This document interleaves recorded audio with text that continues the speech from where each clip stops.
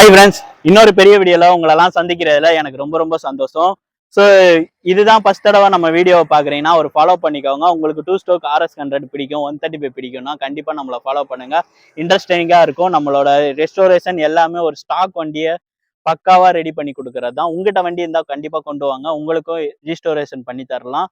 So இப்போ இந்த வண்டி பார்த்தீங்கன்னா நம்ம வண்டி நீங்க நினைக்கலாம், இல்ல இது வந்து ஒரு எக்மோர் பக்கத்துல இருந்து கஸ்டமரு எங்கள் கேரேஜுக்கு கொண்டு வந்திருந்தாங்க. அந்த வண்டியை தான் பின் டு பின் ரீஸ்டோரேஷன் பண்ணி வச்சிருக்கோம். இந்த வண்டி பார்த்தீங்கன்னா நம்மகிட்ட ஒரு ரெட் கலர் வண்டி இருக்கு.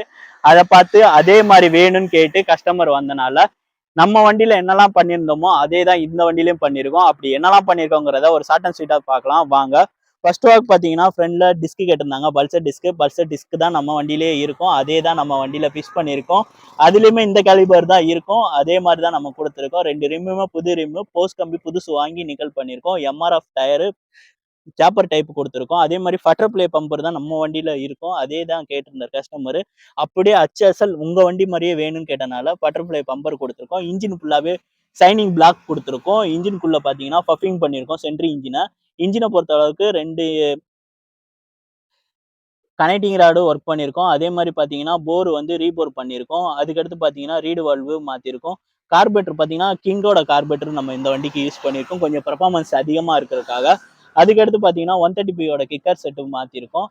இந்த வண்டியில பார்த்த சைலன்சரு, இது நம்ம கஸ்டமைஸ் சைலன்சரு. இந்த வண்டியோட சைலன்சர் நம்ம யூஸ் பண்ண முடியல. இந்த சைலன்சர் எப்படி இருக்குங்கிறத சொல்லுங்க. இந்த வண்டியோட பீட் சவுண்டு காட்டுறேன். இது ஒரு ஒரிஜினாலிட்டியா இருக்கும். அதுக்கடுத்து பார்த்தீங்கன்னா கட் சீட்லையுமே நமக்கு இந்த மாதிரி தான் நம்ம வண்டியில இருக்கும். அதே மாதிரி ரெட் கலர் டிச்சிங்லேயே கஸ்டமர் கேட்டிருந்தாங்க. லேடிஸுக்கும் அப்படியே காப்பி தாங்க. நான் என்னங்க உங்களுக்கு சொல்றது, எல்லாமே பண்ணியிருக்கோம்னு சொன்னா உங்களுக்கும் போர் அடிக்கும்.